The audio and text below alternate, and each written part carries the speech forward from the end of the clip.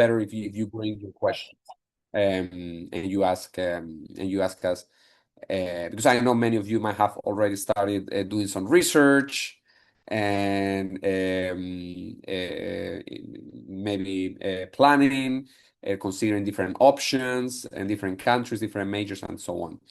All right, so before we start, we just wanted to ask you real quick if you can type in the chat what grade your child is in, or what age, how old your child or children are right now, and if you already have any countries in mind that you would like to send them to or that they would like to go to for university. So you can just write that in the chat, just so we get to know you a little bit and we see where everyone is at. So that's on year 10. That's great. So this is a great time to start. And obviously, feel free to write questions along the way as we go through the webinar, so that when we get to the Q&A, we can, be more efficient. So feel free to type in the chat anytime. Okay. So let's get started then. And I will introduce myself first. So my name is Horatio Ferrandis. I am an education consultant. I am the founder of Dream Ascend Education, an education consulting firm based in Shanghai, China. I started my international journey long time ago. When I was 17, I went to Canada to study at the United World College and studied the IB. Maybe some of your kids are studying the IB as well. And then I went to the US to study my bachelor degree. And I've had more than 15 years of experience in education, working as a teacher, mentor, coach. I have teaching licenses from the US, college counseling certificates, positive discipline educator certificates. I have a lot of experience working in the US, in my home country in Spain, and in China. And now I work with families and students to help them plan their university studies, not only as a consultant, but also as a coach, so that they can become the best version of themselves and be ready not only for college, but also for life in general. So let's get started with an overview of academic planning for universities. As I said, there are many options out there, so the intention today is not to cover all the details, but give you the key ideas, things that you have to keep in mind, and give you some insights. And then later we will answer your specific questions. So I will share an overview of the main academic destinations for international students, so the different countries, and then the main requirements in these major destinations, and then an overview of the preparation and the timeline that you should consider, as well as the cost for all these different options. Okay, so countries. If you're an expat living in China or in other countries, you're probably thinking of sending your kid to different countries. So the most popular options, the countries that receive the most international students, are the United States, the United Kingdom, because of the quality of education, the reputation of their universities. Many of their universities are very high in the rankings, as many of you probably know. And then many families also consider options like Canada, Australia, that also offer high quality, and the cost is a bit lower, and the application process is also a bit more simple and a bit easier to get accepted, but still we have very good universities. And then we have other countries in Europe, like Germany or Netherlands or Switzerland, that offer English taught programs. And here the main benefit is that the cost is much, much lower. So you can still get a very good education and a lot of value for a lot less. And a lot of families, especially families that are in Asia, also consider countries like Hong Kong, Singapore, South Korea, China. There are a lot of programs also taught in English in Chinese universities.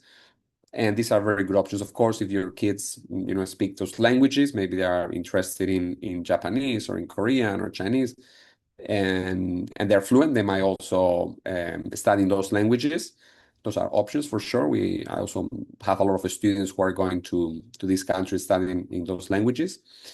And let's say countries like South Korea or China, the cost is also much lower. So that could be a huge benefit. And many of the countries, they also have very, very good universities that are very high in the rankings. And a lot of families might not be familiar with those universities or might not have heard of them, or not as much as like US universities, but they also offer very good programs. So there's a lot of options. And if there's one takeaway here for today is you shouldn't rush any decisions when it comes to choosing a university because there are so many factors involved. And you really need to take your time and to consider all those factors. All right. So I want to focus on the main destinations. First, U.S. universities. So the U.S. universities use holistic admissions. That means they consider not only the academic strength of the students and the applicants based on their grades and their GPA and exams, but they also look at the activities, the projects they have done. So that doesn't mean that students have to fill their applications with a long list of activities, because many students think the more activities I do, the better. It's about the quality. It's about the quality. So it's not about the quantity. So, of course, doing things like research project, internships, being in clubs, especially if they're the leaders or they're running a club in a school, all of that can help as long as it's something meaningful and purposeful, something that the students have devoted a lot of time because they like it and it aligns with their interest and what they are doing and what they want to do in the future.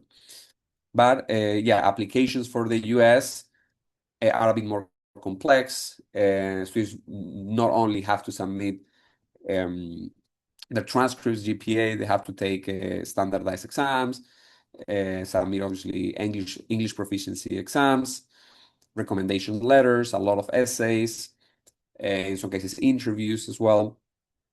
And they are looking for well-rounded students, not only students that excel in one area. Although academic strength is always one of the main requirements for sure. Let's not forget that students are applying to university, and universities want to make sure that the students are prepared to succeed in an academic environment in higher education. So that's always the first criteria. But again, holistic admissions. Then in the UK, on the contrary, focuses a lot more on just academics. So here, if the students have participated in clubs and other activities, that doesn't make a huge difference. That doesn't make a huge difference. They could write about it if it's really related to their major and to the area of study. Let's say they want to study engineering, they have done an engineering internship. Okay, they can write about it in their personal statement to show how passionate they are and how they've pursued those passions and how much they have learned. But it's much more academically focused. And the main criteria here for sure is their exams. So A-level exams or IB exams or AP exams, predicted grades if they haven't taken the exams yet or some of the exams yet by the time they apply. So especially top universities, they will have higher requirements. They will expect the students to have A's in all their A levels or a certain score. And when the students get accepted, they usually get conditional offers. That means that when they take the exams, after they get accepted, they have to meet those conditions. So a lot more academically focused. And then we have, as I said, other destinations like Canada, Australia, Europe. So here the applications are more simple. So similar to in the case of Canada, similar to the US, but not as many requirements, so to speak. A lot more academically focused. They might also consider activities and so on, but a lot more academically focused. And then other countries, they are mainly focused on academic grades and academic performance, and they might require some essays, but they will mainly want to see the academic level of the students. So it's a lot more simple to and more straightforward to get accepted there, and more predictable, I would say as well. Okay, so when it comes to preparation, I always tell families, because a lot of the students want to find the trick and they wanna they ask me, what do I need to put in the application? And the application is just a way to show yourself, to showcase yourself. But if you are good, if you have worked on yourself, then it won't be difficult to show how good you are. Of course, I also help a student to showcase their strength strategically, so that universities can see that these students are a good fit for that university. But first is work on yourself, develop your passions, develop your skills. That's the main thing. So as early as elementary school, third grade, fourth grade, we need to start already building a strong foundation in reading, in math, building study habits, and start noticing as parents what our kids are interested in. So if they show some passions or interests in a certain areas, like let's say math or music, we want to start cultivating those areas while making sure that they are well-rounded and that they are learning in class, they're also socializing, they are doing sports and so on. That's the main thing. And then once we get to grade 8, around grade 8, that's when we really need to start being more strategic and start thinking about the timeline more specifically. So we want to start defining which pathway, which type of schools we want to send our kids to. We want to do AP, IB, A level. Different schools have different programs. They start with IG, then they do A level, or they start with IG and then they do IB. And different programs are, all of them are good. It just depends on the learning style of the students. We need to consider, the learning style, the learning profile of your kids, and then decide based on that. And at that time, grade 8, grade 9, we want to start thinking about English proficiency exams. Again, that also depends if the students have been in an English-speaking environment, international school. That shouldn't be a big problem. But if the student's native language is not English, then that will be required by universities. And there are different ways to prove it. The more straightforward way is IELTS, TOEFL, but if the students have taken advanced classes like IB, English A1, then that can also be enough. And we also want to start signing them for enrichment activities. As I said, if we already notice the students are interested in engineering, well, let's sign them to robotics. Let's sign them up for like summer camps, internships, clubs, and so on. Without overwhelming them. Again, quality is always more important than quantity, but making sure that they are building those skills that they love. And when we get to, let's go to the next slide. When we get to to grade 10, grade 11, that's where we want to start really focusing on those exams, AP, IB, A-level exams. We want to make sure we maintain a high GPA, high predicted grades.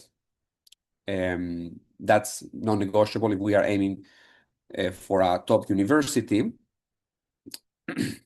And then we want to start narrowing down the area of study and start thinking about which majors, start doing some research into different universities, different programs. That should start as early as grade 10, and then grade 11, that's when we really want to have that finalized by the summer between grade 11 and grade 12. We already want to have a list of universities, programs, and based on that, then we can really decide and we can really figure out the chances of admission and start working more specifically on the applications. So in that summer between grade 11 and grade 12, by that time, we should already have all our materials, like good grades, activities, everything we need, so that we can start then focusing on showcasing that strategically in the application through the essays, interviews, and everything. We want to wrap it up very nicely, starting that summer between grade 12, and then that first semester in grade 12 between October and January. That's when we want to have everything finalized. But again, for different countries, that deadline could be a little bit later in the spring semester of the senior year. But we don't want to leave it until the very end, so that we don't miss deadlines and that we can prepare without a lot of stress. And then grade 12, then when students get the decisions, then is the time to compare. And when they get the offers, it's time to compare and then make a final decision, and then start preparing all the visa and everything to move to university and to a new country. So that's pretty much the timeline. So when it comes to cost, again, as I mentioned before, there are a lot of options. There are a lot of options. US is the most expensive, without a doubt. We are talking something between $50,000, $70,000 just for tuition. We have to add room and board, which would be around $20,000. So that's $90,000.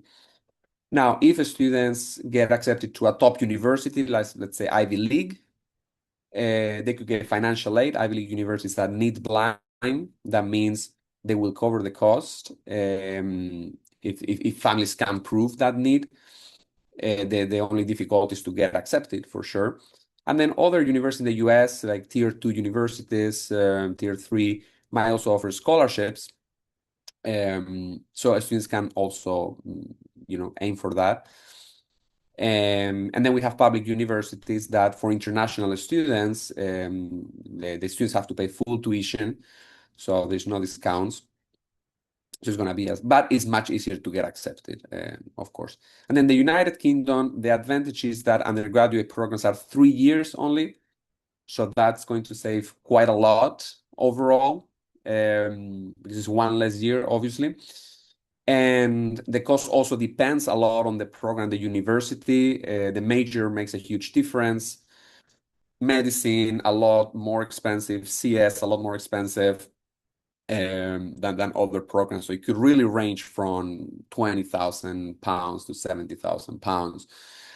And you also have to factor in obviously the cost of living, rent, utilities, food, which is going to be more expensive in some cities like London than in smaller cities. So that's also a huge factor there. And then other countries like Canada, Australia could be a little bit cheaper than the US. Very good options as well. And again, universities are really good. A lot of times I suggest that students go to Canada, Australia. It's easier to get accepted. The cost is lower, and they're going to get a very good education. And then later for a master's degree or PhD, they can go to the US or other countries.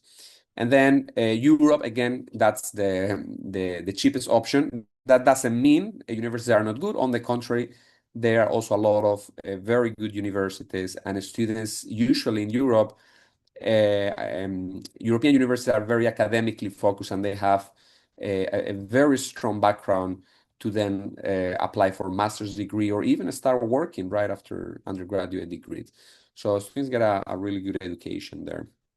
And if they've been living in other continents like Asia, it could also be a great cultural experience to go there and learn new languages and see again a different culture. Okay, so this is the overview. I'll just give you with some tips, quick tips based on what we've talked about, which is are we there? Yeah. Choose the country based first on your child's learning style. There are many options, but this is very important, right? Make sure that your child is going to be happy there, that's going to learn well, that's going to get ready. And then, of course, you have to factor in all the other aspects. So find that balance between quality and cost, right? But I know some families or some students might get disappointed because they are aiming for a certain university, they don't get accepted, or it's too expensive, right? But there are a lot of options and many good university students can go to that are very affordable. And start early. By start early, I don't mean you sign your kid for like SAT prep classes in grade 8, but that you go step by step and you adjust accordingly. So always having a direction based on your child's interest. If the child's interested in math, well, let's cultivate that passion. And that could lead to different things in the future, different majors, but let's start thinking about those different options and start planning accordingly, right? And then again, the timeline, right? So as I said, going step by step, that's really important. Keeping all those milestones in mind.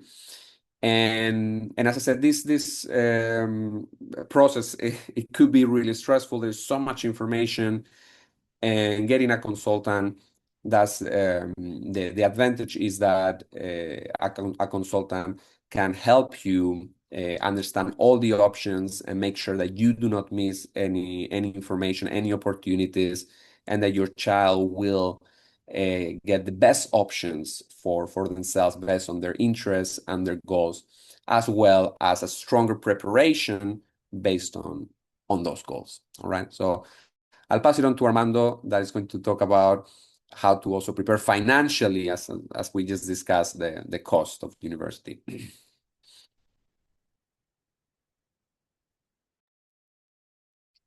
Okay. Yeah. So thank you, Horacio. That was very insightful.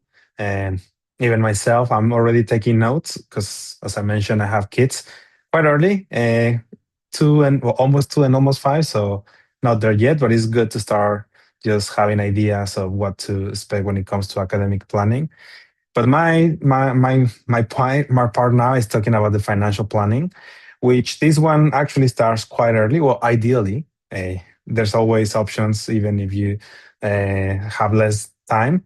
But as he mentioned, getting ready is one thing, which is also very hard, depending on also what university your kids decided to go to. But also being ready and talking about financial planning is another thing. So just a quick intro about myself, without going too much into details. My name is Armando Florichu. I'm a financial advisor or planner based in Hong Kong, but traveling to different parts of Asia, or mostly mainland China, a lot. And most of the things that I help my clients with includes obviously education planning, but also retirement planning, pretty much anything that is financially related. That's what I can help.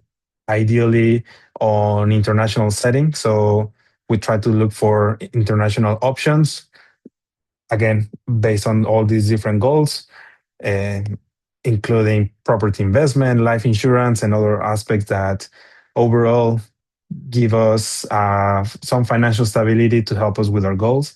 And today I'm going to just focus on some tips. And again, it's very general because at the end of the day, everyone has a different situation. So normally these presentations tend to give general guidance, and many of the questions come later of what about my current situation with this and that. And happy to jump into a quick chat at some point as well in case anyone has a very particular case. So academic and financial preparations are very connected because while you do need to focus on how to better prepare your kid so they can be admitted to their top choice, we also need to be financially ready as a family to afford that. Sadly, in most cases, we know that Europe it could be an exception. University is not free, so normally there will be some financial impact for that. And Horacio already mentioned the cost of today for university.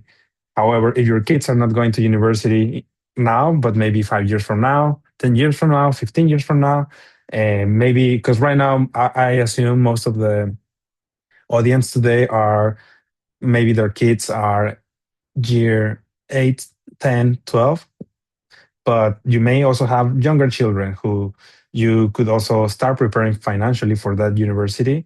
So here are some guidance. Uh, Too much numbers, I know. I just want to simplify it. So the first line is focusing on what are the annual costs based on what Horacio already mentioned. However, things will get more expensive with time. So 5 years from now, potentially cost of those same locations, let's take US as the example, and will be 62,000 per year, just for the same kind of tuition fee. And inflation is typically for education fees around 4.5%. Obviously, every year is different. Normally, it's higher inflation than living costs. And who knows if this will keep the same in the future, but we're using, or I'm using calculations based on the historical inflation. However, that same university cost in 15 years will be basically double of what it is today. So that means we do need to take that into account. And yeah, you can just, we'll be sharing the slides as well. And you don't need to be taking numbers at the moment, but just to give you an idea that one thing is what's the cost today, but also we need to consider that things will get more expensive. So hopefully you're also preparing with your investment like that. So with that in mind, another very important aspect is the what we call the admission trap when it comes to investments is that as a parent, and also putting myself into this category, we obviously want to give the best for our kids. And in my experience as a financial advisor, I do tend to see that many times the main focus of the investment goal could be education planning, and then forget about other goals like retirement, which is today we're not going to talk about retirement. That's another topic, but we cannot leave this aside because we cannot start thinking of how am I going to prepare for my long term after my kids already finish university. Because also, if you just do math on normally what age your kids are gonna finish university, that's in most cases already very near to potential retirement ages. And we just need to find a very a sustainable strategy where you can try to focus on both goals, building something for your personal finances, but also for your kids' education. And the image is basically what you hear on every time you take a plane. You need to put on your oxygen mask first before putting that to the children, right? So in this sense as well, don't dismiss your personal needs in the future for the sake of just putting everything financially speaking on the university cost of the kids, because there are options as well, as Horacio mentioned. There could be scholarships, there could be other ways to try to fund university costs. However, the best way is to start early, start preparing. So that's why starting early when it comes to the education planning matters a lot. And while we cannot predict where your kids are going to study in the future, there is a high likelihood that you will need a big lump sum or a amount of money at that point. So here I'm just giving you some quick guidance of what it takes as a potential example of let's assume you want to have a savings account for potential university fees of 150,000 US dollars. And you don't know if they're going to go to Europe, UK, Asia, or somewhere else, but having that is definitely going to help. So what happens if you are investing on a monthly basis into something that grows 7% per year? Here shows you how much you will need to accumulate that same amount. So if you start when your kid was 2 years old, so you basically are investing over 15 years because your first payment probably comes when they are 17, roughly. So that requires you to invest around 480 months dollars per month into something that grows at 7%. If you wait 5 years more, when they're 7 years of age, to get to the same target, now it's not double, but almost double what it required if you started 5 years before. So 872. And if you just wait until age 12, um, I forgot what's the year, like primary school year color on that, but just just say 12 years of old, you do need 2,000 a month, which is very high. So you can also see the graph below of how much you're actually putting from your own contributions. Oh, actually, I made a mistake on the on the colors. It's the opposite way. So obviously, if you start early, in blue should be how much you're contributing, and in orange, how much is actually growing. So when you start early, it's almost half pay from your pocket, and then the other half or 45% is just money working for you. But then if you wait until 12 years of age, so you are only investing over 5 years, is basically 80% of the contributions coming from your pocket and 20% from growth. Still better than nothing. If you just wait until the actual education or the first tuition fee and start to pay from your pocket, then it's 100%. But there is a huge difference on starting early as possible. But we tend to procrastinate and leave that until either one of our friends start to talk about that. So starting early matters more than having a big lump sum already in the bank account. And it makes it more manageable as well. If you, let's say, start when your kids are 2 years of age, just putting aside less than $500 a month for education fees, which, depending on your personal situation, potentially could still leave other extra disposable for your different goals, whether that's retirement, whether that's buying property, whatever else. But if you are allocating 2,000 a month for education fees, that makes it much harder to do anything else. Again, depending on your income, but in most cases, 2,000 a month just for education, that could take a big lump or big percentage of your monthly cash flow. And here I'm sharing a photo of my kids because I just want to share my own situation. And while we cannot predict many things, life changes. My kids are still very young. So my wife and I decided to open something for our son, which is the oldest. And while we still don't know where he's going to study or where we're going to live, we know that we may need some money. So we started to allocate something that we feel comfortable for our own situation. Then we had a second child, so we also need to start adapting because she also needs to study at some point, and that's how we need to start thinking of different things. And something I haven't mentioned is that life insurance, I also feel that is a very important aspect of financial planning for education fees, because sadly, we can all have a situation of one of the parents passing away, and it could also have an impact on your finances. So, uh, life insurance could also give you some peace of mind of whether I'm here or not. That could provide a lump sum to cover education fees, either from now until they reach university or just for university. But finding the right strategy uh, is very important rather than just go with the flow. So good planning gives you options. We're not looking for knowing exactly what university they're going to go to, and then based on that, know, okay, now we know that he or she got accepted to Harvard, so now we know that tuition fees this amount, we that's going to be too late. So what we know is that if we start early, we're going to have a certain amount, whether that's 100% of the tuition fees or no. At least it gives you the flexibility to start planning and be adjusting. So understanding. So first step is understanding what are the potential future education costs.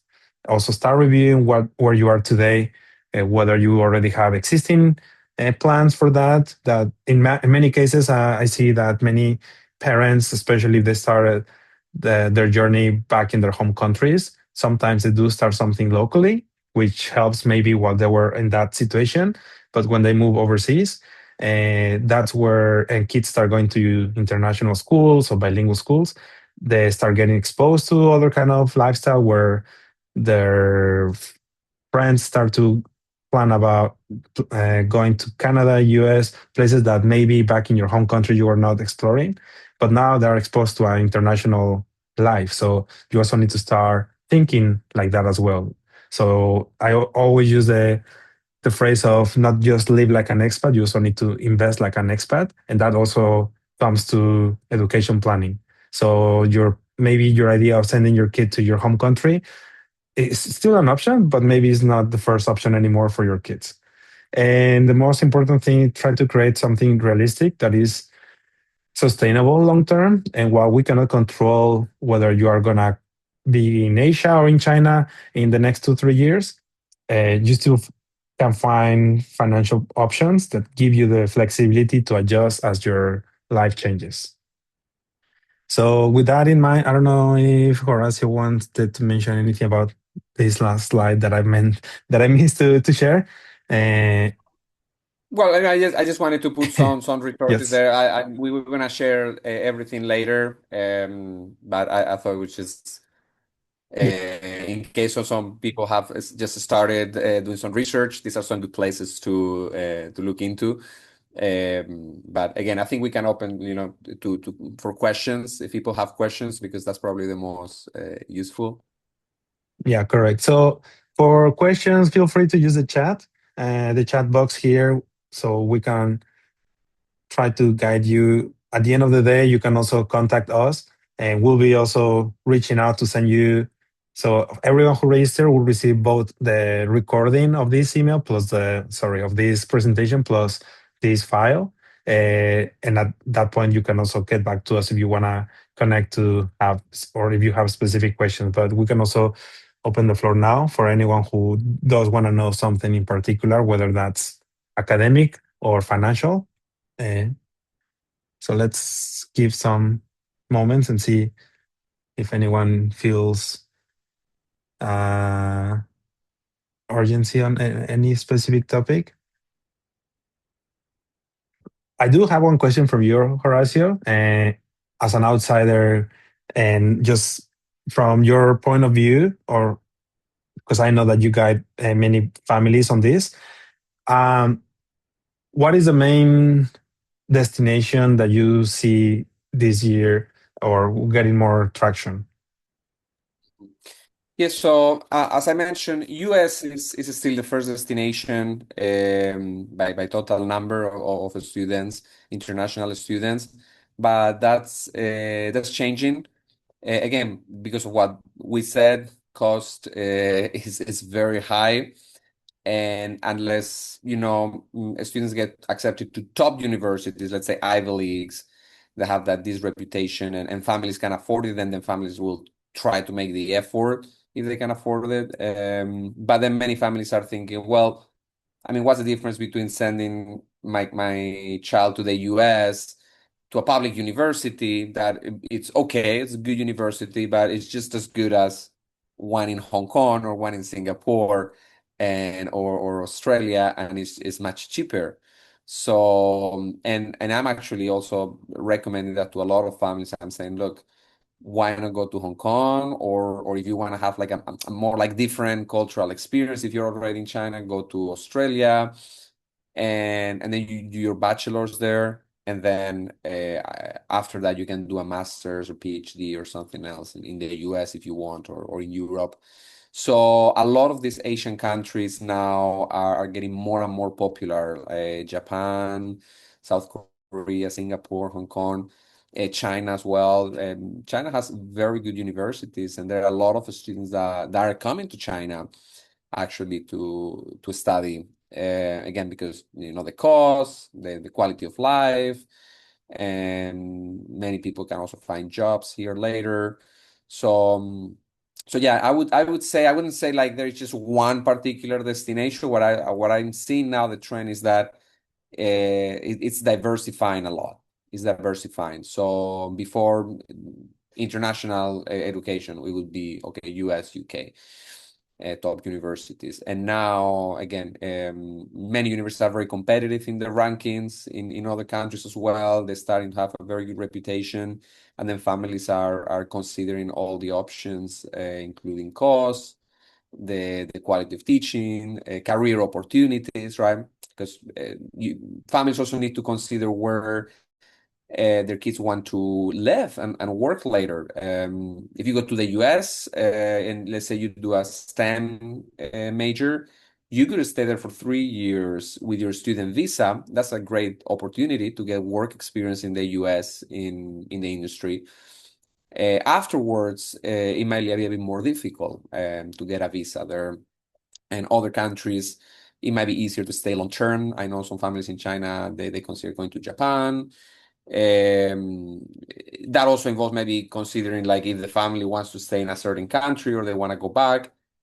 I work with some European families that are sending their kids back to their home countries in Italy, in France, in Germany, because maybe they're planning to move there again in the future or because of the cost of education. So yeah, there's a lot of options.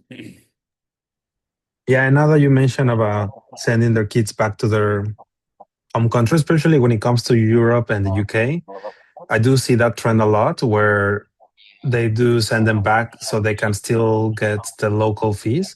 And that very important in the UK, right? Because local fees versus international fees are very different. So, but I think for the UK, you do need to spend 3 years plus as a resident to be able to get that. And so yeah, that's another thing that also people do, at least from my financial uh, experience of talking to clients and just discuss about these potential uh, costs, which are obviously impact us as well how they prepare academically. But yeah, that's how it Yeah, shows and how intertwined these two planning are. mhm.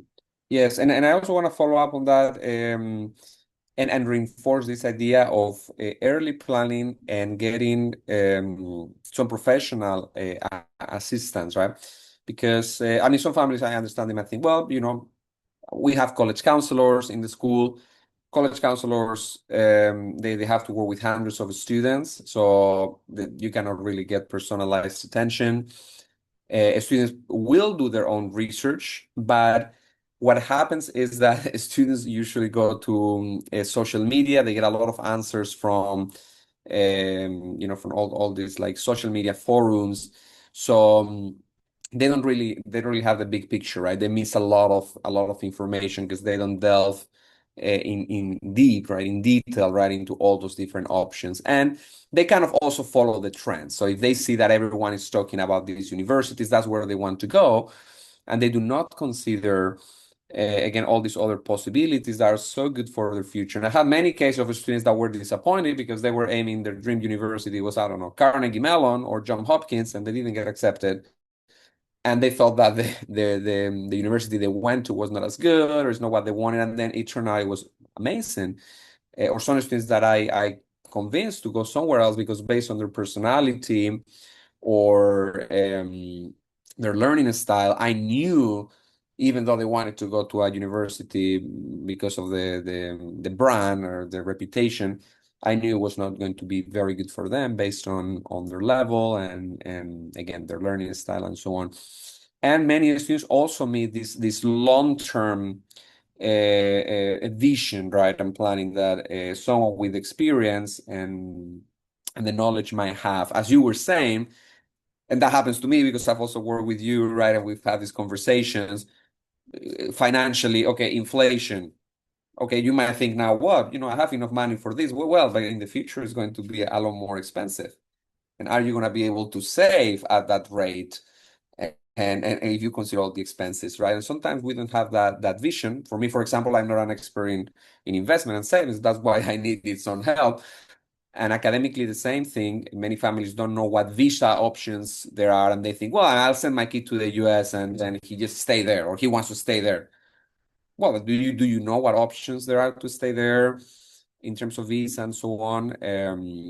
What are the options in different countries, or how easy it is to get a job? Because in some countries, say I have students who go to Japan, and getting a job there is not easy, because you need to understand the culture and language, and so if you haven't lived there, it's a little bit tricky. So there's all these factors that someone with the experience and the knowledge can help you see, so that you can make the right decisions early on or start preparing, because then otherwise later on. And I think that the financial plan is a great example, and but it's just I want to draw that analogy also with the academic planning, because for me, something again I didn't understand before the financial planning. I realized, well, if I wait until I'm 60, it's too late to start saving. This is the same thing, right? When families come to me, my kid is in grade 12, what do we do now? I'm like, well, I'll help you try to find a solution. We will try to find a solution, but um, yes, it's a bit too late, right? Yeah, correct. Yeah, not impossible, but makes things harder for everyone. But yeah, I think this is a great way to just wrap it up and thank everyone for joining. As hopefully you all gonna, well, not hopefully, you all gonna get our email and our contact, so we can always have a chat for anyone who has personalized questions or just want some personalized guidance. And yeah, just appreciate your time, Horacio, for sharing your guidance on how to better prepare our kids for university. And I don't know if you have anything else you want to say before we let everyone enjoy their evening. Yeah, no, well, thank you very much, everyone, for joining, and thank you, Armando, for hosting this with me this evening. And as you said, if anyone has more questions later on, feel free to reach out and contact us. So yeah, we are available. Good. So good night, everyone. Bye bye. Bye bye.